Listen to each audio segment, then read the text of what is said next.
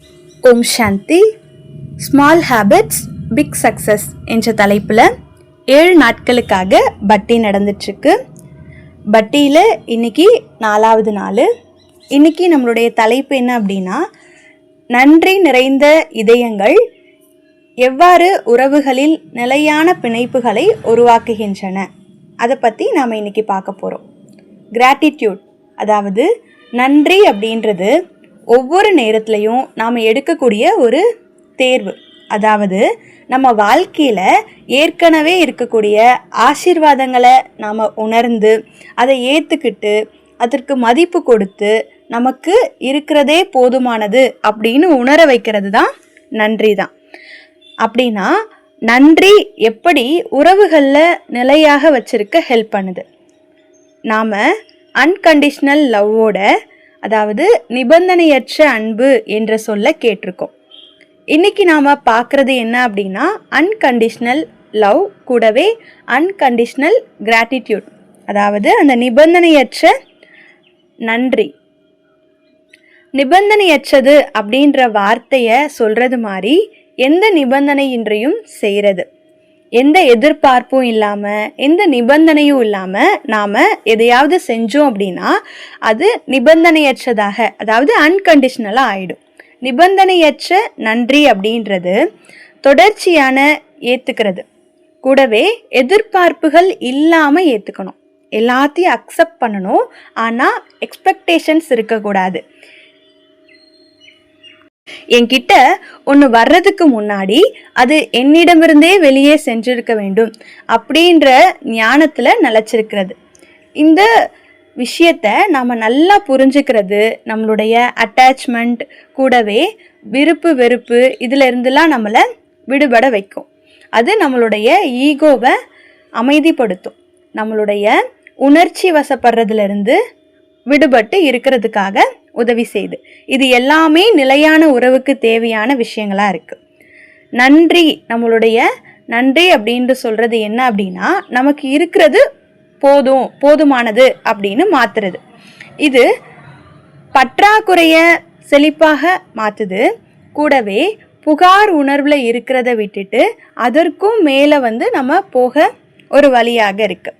ஒவ்வொரு சூழ்நிலையுமே ஒவ்வொரு நிகழ்வையும் நம்மளை சுற்றி இருக்கக்கூடிய எல்லாத்தையும் அது எப்படி இருக்கோ அப்படியே முழுமையாக நம்ம ஏற்றுக்க வைக்கிறது. இது ஒரு வெளிப்புறத்தில் இருக்கக்கூடிய மாற்றம் மட்டும் கிடையாது, இது உள்ளார்ந்த அவேர்னஸ், அதாவது உள்ள நம்ம விழிப்புணர்வு கொண்டு வரணும், மாற்றத்தை கொண்டு வரணும். இந்த உள்ளார்ந்த மாற்றம் தான் ரொம்ப காலத்துக்கு நமக்கு பெரிய தாக்கத்தை ஏற்படுத்தக்கூடியதாக இருக்கும். அப்படின்னா நன்றி உணர்வோடு இருக்கிறது கூடவே பற்றுதல் இல்லாமல் அன்போடு இருக்கிறது. இதுக்கு வேறுபாடு என்ன? நன்றி உணர்வோடு இருக்கிறது கூடவே பற்று இல்லாமல் அன்பாக இருக்கிறது. இதை கொஞ்சம் தெளிவாக புரிஞ்சுக்கணும் அப்படின்னா சில பாராமீட்டர்ஸ், அதாவது அளவுகோல்களை வச்சு நம்ம பார்க்கலாம். அதாவது என்ன அப்படின்னா, நன்றியோடு இருக்கும்போது நாம் பயன்படுத்தக்கூடிய மொழி, நன்றியோடு இருக்கிறது அப்படின்றது எல்லாவற்றிற்கும் நன்றி, எனக்கு கிடைத்த அனைத்திற்கும் நான் மனமாற நன்றி சொல்கிறேன், மனமாற மதிக்கிறேன் அப்படின்னு உணர்றது. அதே நேரத்தில் பற்று இல்லாமல் அன்போடு இருக்கிறது, அதாவது நம்ம அட்டாச் ஆகக்கூடாது, டிட்டாச்சாக இருக்கணும், ஆனால் அன்பாகவும் இருக்கணும். நான் உங்களை நேசிக்கிறேன், மதிக்கிறேன், ஆனால் உங்களுடைய நடத்தை மீது நான் சார்ந்திருக்கவில்லை அப்படின்ற விழிப்புணர்வில் நாம் நிலச்சிருக்கணும். இங்கே நாம் நம்மளுடைய இந்த விழிப்புணர்வில் நிலச்சிருக்கோம். நான் உங்களை நேசிக்கிறேன், உங்களை மதிக்கிறேன், அதே நேரத்தில் உங்கள் நடத்தை என்ன அப்படின்னு நான் பார்க்காம, நீங்கள் எப்படி நடந்துக்கிறீங்க அதை நான் பார்க்காம உங்களை நான் மதிக்கிறேன். இதுதான் அந்த ஆத்மாவுக்கு நம்ம கொடுக்கக்கூடிய ரொம்ப சூட்சுமமான மரியாதையாக இருக்குது. இப்போது நம்மளுடைய ரிலேஷன்ஷிப்ஸ், அதாவது உறவுகளில் சில மோதல்கள் உருவாக்குறதுக்கு முக்கியமாக சில காரணங்கள் இருக்குது. அது என்ன அப்படின்னா, நாம் வச்சிருக்கக்கூடிய அந்த சூட்சுமமான எக்ஸ்பெக்டேஷன்ஸ், அதாவது எதிர்பார்ப்பு, தெளிவான வெளிப்படாத மறைஞ்சிருக்கக்கூடிய எக்ஸ்பெக்ட் பண்ணுறோம், எதிர்பார்த்துட்ருக்கோம். இப்போ என்கிட்ட வர்றதுக்கு முன்னாடி அது என்கிட்ட இருந்தே போயிருக்கணும், அதாவது இந்த ஒரு விஷயத்தை நாம் உணர்ந்தோனே இந்த அறிவு நம்மளை எப்போவுமே நிபந்தனையற்ற நன்றி உணர்வு அந்த நிலையிலேயே நிலச்சிருக்க ஹெல்ப் பண்ணுது. இப்போது சில சயின்ஸ்லலாம் வந்து ஆராய்ச்சி பண்ணுறாங்க, அதை பற்றி நாம் பார்க்கலாம். கிராட்டிடியூட் ஜேர்னல் எக்ஸ்பிரிமெண்ட், நன்றி நாளேட ஆய்வு. இந்த ஆய்வில் பார்ட்டிசிபேட் பண்ணுறவங்க 3 குழுக்களாக பிரிப்பாங்க, 3 குரூப்ஸ். அதில் ஃபஸ்ட்டு குரூப் என்ன பண்ணுவாங்க அப்படின்னா, ஒவ்வொரு நைட்டு தூங்குறதுக்கு முன்னாடி அவங்க எதுக்கெலாம் நன்றி சொல்கிறாங்க அப்படின்னு டெய்லியும் வந்து எழுதுவாங்க. 2வது குரூப்பில் இருக்கவங்க என்ன பண்ணுவாங்க அப்படின்னா, நடுநிலையான விஷயம் எழுதுவாங்க. அதாவது எந்த ஒரு புகாரும் இருக்காது, நன்றியும் இருக்காது, நார்மலாக என்ன நடந்ததோ அதை எழுதி வைப்பாங்க. இப்போ 3rd குரூப்பில் இருக்கவங்க என்ன பண்ணுவாங்க அப்படின்னா, அவங்க டே ஃபுல்லாக எதனால் எரிச்சல் அடைஞ்சாங்க, எந்த விஷயங்கள் அவங்கள வந்து பாதிச்சுது அப்படின்னு என்னென்னலாம் புகார் இருந்ததோ அதெல்லாம் வந்து எழுதுவாங்க. இந்த ஆராய்ச்சியினுடைய முடிவில் நன்றி உணர்வுகள் எழுத சொல்லப்பட்ட அந்த ஃபஸ்ட்டு குரூப் இருக்காங்க இல்லையா, அவங்க நிறைய வந்து மகிழ்ச்சியோடு இருந்தாங்க, அவங்களுடைய உடல் கூட ஆரோக்கியமாக இருந்தது, ரொம்ப ஹெல்த்தியாக இருந்தாங்க. கூடவே அவங்களுடைய ரிலேஷன்ஷிப், அவங்களுடைய உறவுகளினுடைய தரமும் ரொம்ப நல்லாவே இருந்தது. இது வெளிப்படையாக நம்ம பார்க்குறப்போ சின்ன விஷயமா இருக்கலாம், ஆனால் அது போக போக நம்மளுடைய உடல் நலம், உறவுகள், நம்ம இருக்கக்கூடிய சுற்றுச்சூழல் எல்லாத்துலேயும் பெரிய மாற்றத்தை ஏற்படுத்துது. கிராட்டிடியூட் லெட்டர் விசிட் எக்ஸ்பிரிமெண்ட், அதாவது நன்றி கடித ஆய்வு. இந்த ஆய்வில் சில பேர் வந்து பார்ட்டிசிபேட் பண்ணாங்க. அவங்களுக்கு கோபம், குறை, மனக்கசப்பு இதெல்லாமே இருந்தது. அந்த மாதிரி இருந்தவங்களுக்கு நன்றி கடிதம் எழுதுங்க அப்படின்னு சொல்லியிருக்காங்க. அவங்க உள்ளார்ந்த நிலையை உணர்ந்தோடனே மாற்றுறதற்காக இந்த நோக்கத்தை வந்து ஏற்படுத்தினாங்க. அவங்க அந்த நன்றி கடிதம் எழுதுகிறப்போ அவங்களுடைய உறவுகளோட அந்த தரம் குறிப்பிடத்தக்க அளவில் மேம்பட்டது, அது உயர்வாக இருந்தது. இப்போ ஃபஸ்ட்டு விஷயம் வந்து 3 குழுவாக பிரித்து அவங்க வந்து நன்றி எழுதுனாங்க. அடுத்து செகண்ட் இருக்கிறவங்க நமக்கு வந்து பிடிக்காதவங்க இருப்பாங்க இல்லையா, கோபம், குறை, மனக்கசப்பு இருக்கக்கூடியவங்க கிட்ட நன்றி வந்து எழுதணும். அப்படி எழுதும்போது அவங்களும் வந்து மாற்றம் அடைஞ்சதை பார்க்க முடிந்தது. அதுக்கப்புறம் பிரெயின் இமேஜினிங் கிராட்டிடியூட் ஸ்டடி, அதாவது மூளைக்கான ஆய்வு. இந்த ஆய்வில் பங்கேற்பாளர்கள் என்ன பண்ணாங்க அப்படின்னா, பிரெயினோட படங்களை வந்து எடுத்துக்கிட்டாங்க. அதே நேரத்தில் அவங்களுக்கு நன்றி உணர்வு, சில உறுதிமொழிகள் வந்து மனதில் திரும்ப திரும்ப சொல்லணும் அப்படின்னு சொல்லியிருந்தாங்க. இதனால் டோபமைன், செரோட்டோனின் போன்ற அழகான அந்த நரம்பியல் வேதிப்பொருட்கள் வெளிப்பட்டது. இது வந்து மன அமைதி, மன உறுதி, உணர்ச்சி ஆரோக்கியம் இது எல்லாத்தையுமே மேம்படுத்த ஹெல்ப் பண்ணுச்சு. இது எல்லாத்தையும் நம்ம பார்த்தோம். நன்றி உணர்வு நம்ம வாழ்க்கையில் பல விஷயங்களில் எப்படி ஒரு பாசிட்டிவான தாக்கத்தை ஏற்படுத்துது அப்படின்னு நம்ம தெரிஞ்சுக்கிட்டோம். இப்போது ஹாஸ்பிட்டல் விண்டோ, மருத்துவமனையில் இருக்கக்கூடிய ஜன்னல்கள் அப்படின்ற ஒரு கதை இருக்குது. ஒரு ஹாஸ்பிட்டலில் 2 பேஷண்ட்ஸ் இருந்தாங்க, நோயாளிகள் இருந்தாங்க. ஒரு நோயாளியோட அந்த படுக்கை வந்து ஜன்னலுக்கு பக்கத்தில் இருந்தது. இன்னொரு நோயாளியோட பெட்டு ஜன்னல்ல இருந்து கொஞ்சம் தூரமாக இருந்தது, வெறும் சுவரை பார்க்கக்கூடிய இடத்துல இருந்தது. ஜன்னல் கிட்ட இருந்த நோயாளர் ஜன்னல் வழியாக வெளியே பார்த்து அங்கே அவர் கண்ட நல்லா அழகான பியூட்டிஃபுல் காட்சிகள் எல்லாம் இருந்தது. அது வந்து எப்படி இருந்தது அப்படின்னு சொல்லிட்டு இன்னொரு நோயாளி கிட்ட சொல்கிறாரு. அந்த விஷயம் எல்லாத்தையும் கேட்டு அந்த 2வதாக இருக்கக்கூடிய நோயாளி அவங்க மனதில் உருவாக்கிய காட்சிகளால் தன்னை தானே குணப்படுத்திக்கிட்டார். ஒரு நாள் ஜன்னலுக்கு பக்கத்தில் இருந்த நோயாளி இறந்துட்டார். அதற்கப்புறம் 2வது இருந்த நோயாளி முதல் நோயாளியின் படுக்கைக்கு மாற்றிட்டாங்க. அவர் வெளியே பார்த்தப்போ அங்கே ஒரு வெறும் சுவர் தான் இருந்தது. அவர் முன்னாடி கேட்ட எந்த அழகான காட்சியுமே அங்கே இல்லை. அந்த நாளில் தான் அவர் உணர்ந்தார், உண்மை அல்லாததாக இருந்தாலும் அந்த கதைகள் எவ்வளோ அழகான எண்ணத்தை அவருக்குள்ளே உருவாக்குச்சு அப்படின்றத. அந்த நாளில் அவர் உணர்ந்தார், எண்ணங்களோட முக்கியத்துவம், நாம் உருவாக்கக்கூடிய ஒவ்வொரு எண்ணமும் நேரடியாகவும் மறைமுகமாகவும் நம்ம மனதுக்கு மகிழ்ச்சியை கொடுக்கக்கூடியதாக இருக்குது. அதே மாதிரி அது நம்ம உடலில் இருக்கக்கூடிய மிகப்பெரிய தாக்கத்தை ஏற்படுத்தக்கூடியதாக இருக்குது. இப்போது சில சிறந்த நபர்களினுடைய வாழ்க்கையை நம்ம பார்ப்போம். எக்ஸாம்பிளுக்கு ஓப்ரா அப்படின்றவங்களுடைய வாழ்க்கை ஒவ்வொரு அவங்களுடைய ஸ்பீச்லேயும் அவங்க எழுதியிருக்கக்கூடிய புக்ஸ்லையும் நன்றியுணர்வினுடைய முக்கியத்துவத்தை ரொம்ப வலியுறுத்தி சொல்லியிருப்பாங்க. அவங்களுடைய வாழ்க்கையில் உணர்ச்சி குழப்ப நிலையிலிருந்து இன்னைக்கு உயர்ந்த நிலைக்கு அவங்க வந்ததுக்கு காரணம் என்ன அப்படின்னா, டெய்லி அவங்க ஒரு சின்ன பழக்கத்தை ஏற்படுத்தினாங்களாம். அது என்ன பழக்கம் அப்படின்னா, நன்றி சொல்லக்கூடிய பழக்கம். அதே போல் நிக் ஹுய்சிக் அப்படின்றவர் கூட நம்ம கேள்விப்பட்டிருக்கோம். அவருக்கு கை கால்கள் கிடையாது. ஆனால் அவரால் முடிஞ்ச வரைக்கும் எல்லாத்தையும் தனியாக பண்ணுவார். இன்னைக்கு உலகளாவிய தாக்கத்தை ஏற்படுத்தியிருக்காரு. மில்லிய கணக்கான மக்களை அவர் ஊக்கப்படுத்திட்டுருக்காரு, உற்சாகம் கொடுத்துட்ருக்காரு. அதே போல் ஜிம் கேரி அப்படின்றவருடைய வாழ்க்கையும் நம்ம பார்க்கலாம். ஒரு காலத்தில் ரொம்ப கடுமையான மனசோர்வில் இருந்த அவர் புக்ஸ் எழுத ஸ்டார்ட் பண்ணார்.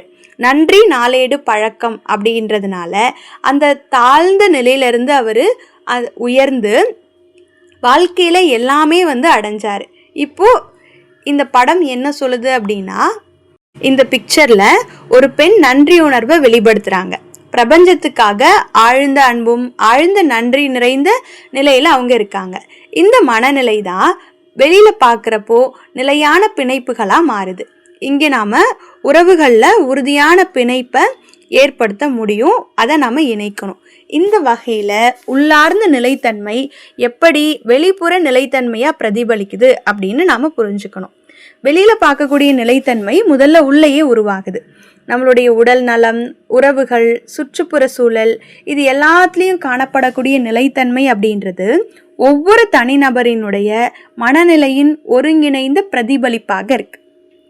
அதனால் இப்போ நாம் கொஞ்சம் பின்னாடி போனோம் அப்படின்னா அமைதியாக அமருவோம். அதாவது பின்னாடி சேரில் சாஞ்சு உட்காந்தா எப்படி இருக்கும், கொஞ்சம் ரிலாக்ஸாக இருக்கும். நல்லது. இப்போ ஒரு சின்ன கமெண்ட்ரி நம்ம பண்ணலாம், கமெண்ட்ரி யோகா பண்ணலாம். நான் நெற்றியின் நடுப்பகுதியில் இருக்கும் ஒளிப்புள்ளி ஆத்மா. இந்த நொடியை எடுத்துக்கொண்டு என் வாழ்க்கையை பற்றி சிந்திக்கிறேன் மற்றும் எனக்கு கிடைத்துள்ள பொக்கிஷங்களை உணர்கின்றேன். நான் சுவாசிக்கும் ஒவ்வொரு மூச்சிற்கும் இந்த அழகான உடலுக்காகவும் பிரபஞ்சத்திற்கும் என்னுடைய நன்றியை செலுத்துகிறேன். என்னுடைய உறவுகளுக்காகவும் நன்றி. என்னை மகிழ்ச்சியாகவும் உயிரோட்டமாகவும் உணர செய்த அனைவருக்கும் நன்றி. சில மோதல்களையும் கொடுத்த உறவுகளுக்கும் நான் நன்றியுள்ளவராக இருக்கின்றேன். அவர்களையும் நான் மனமாற மதிக்கிறேன். என்னை உண்மையின் அருகே அழைத்து சென்ற அந்த வழிக்காக நான் நன்றி கூறுகிறேன். வாழ்க்கையில் உண்மையை உணர செய்த அந்த அனுபவங்களுக்காக நன்றி. அந்த அனுபவங்களின் மூலம்தான் வாழ்க்கையில் ஆழத்தை நான் உணர முடிந்தது. என் பார்வைக்கு தெரியாத இந்த அனைத்து கர்ம கணக்குகளின் உதவியாலேயே இந்த உணர்வு எனக்கு கிடைத்தது. இன்று நான் என்னை வடிவமைத்த ஒவ்வொரு சூழ்நிலைக்கும் நன்றி செலுத்துகிறேன். எனக்கு வழங்கிய அன்பிற்காக, ஆசீர்வாதங்களுக்காக, நிபந்தனையற்ற ஏற்றுக்கொள்ளுதலுக்காக உயர்ந்த பரமாத்மாவிற்கு நான் நன்றி கூறுகிறேன். என் வாழ்க்கையில் தோன்றிய அனைத்து அழகான விஷயங்களையும் நினைத்து அவற்றிற்கெல்லாம் நன்றியுடன் இருக்கின்றேன். நான் இப்போது மிகவும் லேசாகவும் மகிழ்ச்சியாகவும் உணர்கின்றேன். இந்த விழிப்புணர்வில் சிறிது நேரம் நிலைத்திருந்து மெதுவாக என்னுடைய கவனத்தை தற்போதைய நிலைக்கு வெளிப்புற சூழலுக்கும் மீண்டும் கொண்டு வருகிறேன். நன்றி. அடுத்ததாக 2 How of Happiness அப்படின்னு ஒரு புக் இருக்குது. இந்த புக்கில் ரொம்ப மகிழ்ச்சியான மனிதராக இருக்கிறதுக்கு எல்லா சாத்தியமான வழிகளையும் ஆசிரியர் சொல்லியிருக்காங்க. இப்போ மகிழ்ச்சியினுடைய உளவியல் பற்றியும் மகிழ்ச்சி அப்படின்றது சூழ்நிலைகள் மீது சார்ந்தது கிடையாது. ஒவ்வொரு நொடியில் நாம் எடுக்கக்கூடிய ஒரு சாய்ஸ், நம்மளுடைய தேர்வை பொறுத்து தான், நம்மளுடைய விஷயம் பொறுத்து தான் இருக்குது. அதே போல் இன்னொரு புக்குமே இருக்குது, ஹாப்பினஸ்க்கான ஒரு புக்கு. அது கூட எப்படி இருக்கும் அப்படின்னா, நரம்பியல் பாதைகள்னா என்ன அப்படின்றத அதோடைய எழுத்தாளர் விரிவாக சொல்லியிருப்பார். நாம் எவ்வளோ அதிகமாக இந்த நிலையில் நிலச்சிருக்கோமோ அவ்வளோ அதிகமாக வெளியில் இருக்கக்கூடிய மற்ற விஷயங்களை நாம் பார்க்க முடியும். இப்போ எல்லா விஷயங்களுக்கும் உள்ளார்ந்த நிலைமை கூடவே எவ்வளோ முக்கியமானது அப்படின்றதையும் அதை எப்படி நாம் உணர்றோம் அதையும் பொறுத்து இருக்குது. இப்போ ஒரு சின்ன கதையை நாம் பார்க்கலாம். ஒரு காலில் மட்டும்தான் ஒரு மனிதருக்கு இருந்தது. அவர் ஒரு காலில் தான் எல்லாமே செய்வார். இப்போ அவருக்கு ரொம்ப கவலை, நமக்கு ஒரே ஒரு கால் தான் இருக்குது அப்படின்னு. ஒரு நாள் அவருடைய டீச்சர் அவங்க கிட்ட என்ன வச்சுருக்கீங்க அப்படின்னு சொல்லிட்டு கேட்குறாங்க.